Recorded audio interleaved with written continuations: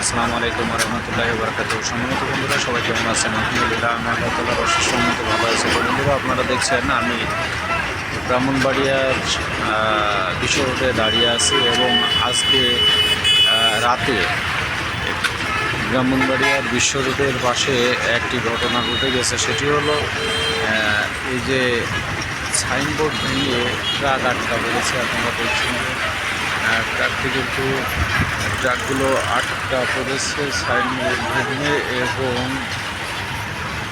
Truck unload করার জন্য ছিল তরমুজ বোঝাই ট্রাক, ওর উপরে সাইনবোর্ড পড়ে গেছে, দেখছেন আপনারা। এবং এর পাশে আর একটা ছোটো ট্রাক পিক আপ, এর পাশে দুটি পিক আপ।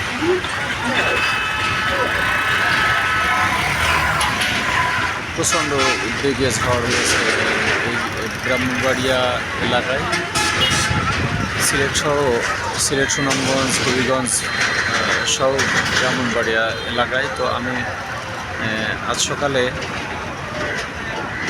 গতকাল রাতে ঝিনাইদহ থেকে আমি এসেছি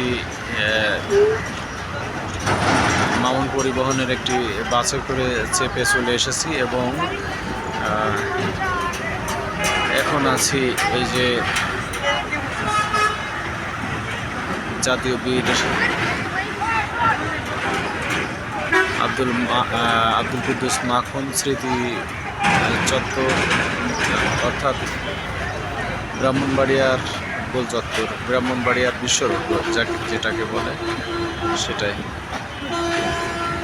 তো বন্ধুরা, সবাই ভালো থাকবেন, সুস্থ থাকবেন, এই আশাবাদ ব্যক্ত করে এই ব্রাহ্মণবাড়িয়ার বিশ্ব রোড থেকে এখনকার মতো বিদায় নিচ্ছে। আসসালামু আলাইকুম ওয়া রাহমাতুল্লাহি ওয়া বারাকাতুহু।